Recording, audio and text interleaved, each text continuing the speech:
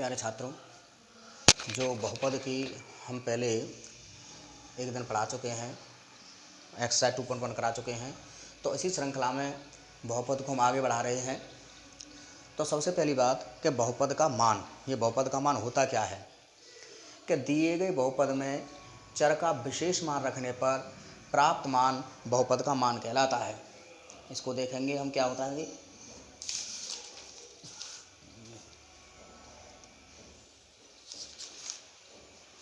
जैसे अगर हम मान के चलें कि पी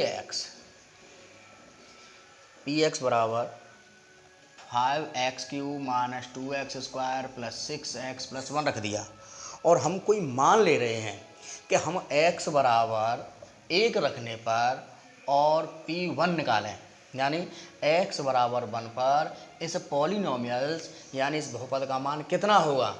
तो ये देख रहे हैं, तो हम x के स्थान पर 1 लगाएंगे। जहाँ जहाँ आपको x दिखाई दे रही है वहाँ आप 1 लगा देंगे और जैसा भी है एज इट लगाएंगे। 5 इंटू 1 की जगह x³ 2 into x², 6 into 1 plus 1। जहाँ पर x दिखाई दिया वह 1 लगा दिया, जहाँ x दिखाई दिया 1 लगा दिया है। आपने किसी से छेड़खानी नहीं करेंगे। जहाँ माइनस है वहाँ माइनस ही लगाएंगे, जहाँ प्लस है वहाँ प्लस ही लगाएंगे, जहाँ प्लस है वहाँ प्लस ही लगाएंगे। इसको आप सॉल्व करते हैं तो 5 माइनस 2 प्लस 6 प्लस 1, ये प्लस के हैं, तो ये हो जाएंगे 12 माइनस 2 इक्वल टू 10। यानी हम कहेंगे, जो हम बता रहे थे बहुपद का मान, कि x बराबर 1 पर बहुपद 5x की घात 3 minus 2x² plus 6x plus 1 का जो मान होता है वो 10 होता है। दोबारा ध्यान दें कि x बराबर 1 पर इस बहुपद का मान 10 होता है। तो इसे हम कहेंगे कि दिए गए चर विशेष के लिए जो प्राप्त मान होता है उसे बहुपद का मान कहते हैं। दूसरी बात है बहुपद के शून्यक।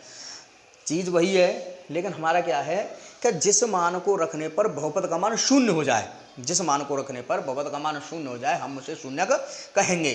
जैसे सपोज करो किसी एक विशेष मान k के लिए और बहुपद का मान शून्य हो रहा है, तो इस k को हम इस बहुपद का शून्यक बोलेंगे। फॉर एग्जाम्पल कि अगर हमें कोई एक बहुपद दिया गया है 3x प्लस 4 और हमसे कही जाए कि शून्यक निकालो, यानी ऐसे मान निकालो कि उसका मान रखने पर इस पूरे बहुपद का मान शून्य हो जाए, तो हम इस पूरे बहुपद को शून्य के बराबर कर लेंगे। तो 3x माइनस 4 बराबर 0, 3x बराबर 4 और x बराबर 4/3। तो इस बहुपद का जो शून्यक है वो x बराबर 4/3 होगा। इसे हम बोलेंगे कि ये बहुपद का शून्यक है। जिस मान को रखने पर वो पूरे बहुपद का मान शून्य हो जाता है हम उसे बहुपद का शून्यक बोलेंगे। एक एग्जाम्पल और लेके समझाता हूँ इसको मैं। जैसे अगर हमारे पास px बराबर x² माइनस 5x प्लस 6 है और हम इसमें x बराबर 2 रखें, तो इस बहुपद का जो मान है 2 का square 5 into 2 plus 6, 4 minus 10 plus 6, 10 minus 10 बराबर 0। हम कहेंगे कि इस बहुपद यानी x² माइनस 5x प्लस 6 का जो शून्यक है वो क्या है, 2 है। आप स्वयं इसमें x बराबर 3 रखना है और देखेंगे कि x बराबर 3 इसका शून्यक है या नहीं है। कमेंट बॉक्स में डालेंगे कि ये x बराबर 3 इस बहुपद का शून्यक है या नहीं है। अब आइए गुणनखंड और गुणज क्या होती हैं, तो इनको हम समझेंगे। दोनों चीज़ों को अलग अलग मतलब है दोनों का। गुणनखंड और गुणज, अगर सपोज करो कि हमने 36 में 6 का भाग कराया और ये भाग पूरा पूरा आपका चला गया, तो ये जो है 6 तो गुणनखंड है किसका, 36 का, और जो 36 है वो गुणज है काय का, 6 का। तो ध्यान दें, हमने जो परिभाषा लिखी है, यदि एक संख्या दूसरी संख्या को पूरी तरह विभाजित कर दे, यानी कोई भी चीज़ शून्य न बचे, कोई शेषफल शून्य न बचे, तो वह संख्या जो कि भाजक है उसे भाज्य संख्या का गुणनखंड बोलेंगे। जो भाजक है यानी जो आपका भाजक माने ये 6 भाजक है और 36 भाज्य है, तो भाजक को भाज्य का गुणनखंड बोलेंगे और जो संख्या भाज्य है उसे भाजक का गुणज कहेंगे। जो हमने यहाँ एग्जाम्पल के तौर समझा दिया है कि 36 क्या है, 36 एक गुणज है और 6 एक गुणनखंड है। तो गुणनखंड और गुणज दोनों ही एक दूसरे के पूरक हैं, ये ध्यान रखेंगे कि एक चीज़ गुणज होती है और एक चीज़ गुणनखंड होती है। अब हम बात करें 36 है तो 36 के बहुत सारे गुणनखंड होंगे, कोई एक गुणनखंड नहीं होगा। 36 का गुणनखंड 2 भी है, 3 भी है, 4 भी है, 6 भी है, 9 भी है, 12 भी है, 18 भी है, 36 भी है। ये सब 36 के गुणनखंड हैं और इन सब का गुणज 36 है। इन सब का गुणज 36 है क्योंकि 36 में सब का भाग जा रहा है और ये जो है गुणनखंड है। या हम ये कह सकते हैं कि जो बड़ी संख्या है वो गुणज है और छोटी संख्या वो क्या है, गुणनखंड है। इस तरीके से भी आप इस चीज़ को समझ सकते हैं। हालांकि गुणनखंड और गुणज के बारे में अभी आगे हम अध्ययन और करेंगे। मोस्ट इंपोर्टेंट है दीर्घ विभाजन एल्गोरिथम। ये क्या होता है दीर्घ विभाजन एल्गोरिथम? हमारे यहाँ पर जो भाग आपने दिया है 36 और 6, ये आपने अचर राशियों के लिए लिया है, लेकिन हमारे यहाँ बहुपद की बात चल रही है। बहुपद की बात चल रही है, इसका मतलब है कि हम यहाँ x³ + 5x² + 6x + 7, तो हम यहाँ बहुपद के बारे में बात करेंगे केवल। तो यहाँ एल्गोरिथम क्या है कि या पहले पढ़ चुके हैं कि भाज्य बराबर भाजक गुणा भागफल प्लस शेषफल, कि यहाँ पर जो px है वो तो है भाज्य, ये बार लिख देता हूँ मैं, भाज्य तो है आपका px और qx है भागफल, gx है भाजक और rx है शेषफल। हम ये जानते हैं कि जब हम किसी संख्या में भाग कराते हैं तो जो भाज्य है वो हमेशा भाजक से बड़ी होनी चाहिए। अगर ये जो भाजक छोटा हो भाज्य छोटा हो जाएगा तो वो भिन्न बन जाएगी, भाग नहीं जाएगा। जैसे कि अगर हम 3/4 लिखें तो यहाँ पर ये भाज्य है और ये भाजक है तो ये संख्या एज इट रहेगी, इसमें अब कुछ नहीं हो सकता है। लेकिन अगर ऊपर 4 होती और नीचे 3 होती तो हम इस संख्या को भाग दे के देखते, एक बार जाएगा, एक शेष बच जाएगा, कुछ शेष आएगा। लेकिन अगर ऊपर 3 है नीचे 4 है तो उसका फिर कुछ नहीं हो सकता, उसको हम एज इट ज्यों की त्यों रख देंगे, वो भिन्न ही होगी, भिन्न हो सकती है या दशमलव संख्या हो सकती है। यानी जो हमने आपको पढ़ाई थे कि परिमेय संख्या 2 प्रकार की होती हैं, पूर्णांक और अपूर्णांक।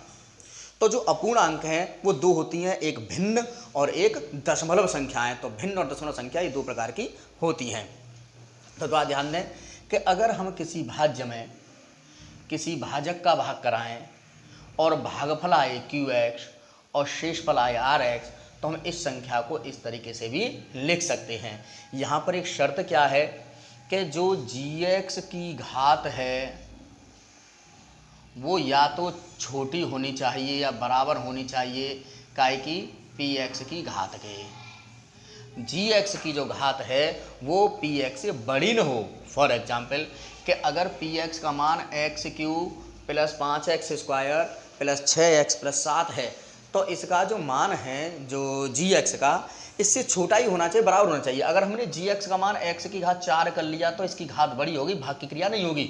जो हमने थोड़ी देर पहले भी समझाई थी कि ऊपर की जो संख्या है अंश वो हर से बड़ा ही होना चाहिए। यहाँ बात चलेगी घात की, कि जो अंश की घात है हर की घात से बड़ी होनी चाहिए। घात हम पहले समझा चुके हैं पहले वाले वीडियो में कि जो बहुपद की सबसे बड़ी घात होती है तो उसे हम बहुपद की घात बोलते हैं। हम पहले समझा चुके हैं इस चीज़ को। तो क्या करते हैं कि px को gx से भाग दीजिए। यहाँ पर कंडीशन क्या है कि px की घात gx की घात से बड़ी होनी चाहिए या बराबर होनी चाहिए। अगर gx की घात बड़ी हो गई तो फिर भाग की क्रिया हम नहीं करेंगे, उसे ज्यों का त्यों छोड़ देंगे। जैसे ही बताया था कि 3 में 4 का भाग देंगे तो ज्यों का त्यों छोड़ देंगे, भाग की क्रिया नहीं होगी। अब यहाँ पर 2 कंडीशन हो सकती हैं, या तो शेषफल 0 आ जाए, और हम ये जानते हैं कि जहाँ शेषफल 0 आ जाए वहीं हम भाग की क्रिया समाप्त कर देते हैं। दूसरी कंडीशन क्या होगी कि जब शेषफल 0 नहीं आता है, तो शेषफल 0 नहीं आता है तो उसकी 2 कंडीशन हो सकती हैं, या तो rx की घात छोटी होगी gx की घात से, तब भी हमारा विभाजन क्रिया पूरी मानी जाएगी, फिर हम आगे भाग की क्रिया नहीं देंगे। फॉर एग्जाम्पल अभी हमने 4 में 3 का भाग कराया तो शेषफल क्या बचा था 1, तो यहाँ पर जो शेषफल है, चाहे भाग की क्रिया पूरी नहीं है लेकिन शेषफल है वो इस भाजक से कम आ गया तो वो भाग की क्रिया खत्म कर देंगे। अगली कंडीशन हो सकती है कि यदि Rx की घात Gx की घात से बड़ी है तो हम पुनः विभाजन क्रिया करते हैं। फिर यही कहानी आ जाएगी कि अगर Rx का मान 0 के बराबर नहीं है तो फिर कहानी करेंगे और Rx के 0 बराबर आता है तो भाग की क्रिया को वहीं के वहीं समाप्त कर देंगे। इसको थोड़ा हम समझाएंगे लेकर के इस चीज़ को।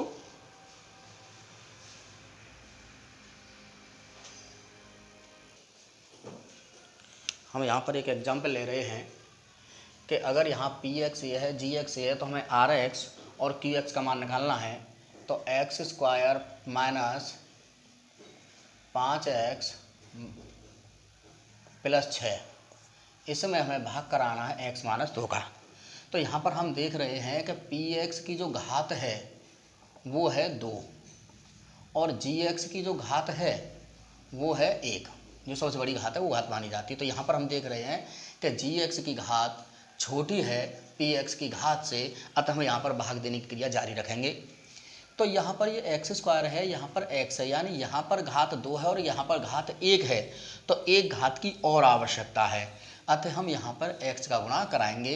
तो x का गुणा इस x माइनस 2 में कराएंगे, x गुणा x माइनस 2, तो आप देखेंगे कि x² माइनस के 2x आ जाएगा। अब घटाएंगे, घटाने पर ये माइनस और ये प्लस, तो माइनस के 3x बच जाएगा और प्लस के 6, माइनस के 5x प्लस के 2x तो माइनस के 3x। अब यहाँ पर क्या है माइनस के 3x और यहाँ पर क्या है x। हम केवल पहली संख्या देखेंगे, यहाँ पर x है यहाँ पर 3x है। तो अगर मैं यहाँ पर -3 का गुणा और करा दूँ, इसमें -3 का गुणा और करा दूँ तो ये भी -3x हो जाएगा। तो माइनस के 3 का गुणा कराने पर माइनस के 3x और माइनस के 3 और माइनस के 2 प्लस के 6, घटाएंगे तो शेषफल आ जाएगा 0। तो यहाँ पर Qx का जो मान हो गया x माइनस 3 और Rx का जो मान हो गया 0, तो भाग की क्रिया यहीं पर समाप्त हो जाएगी। इस तरीके से आप स्वयं भाग करके और देखिए।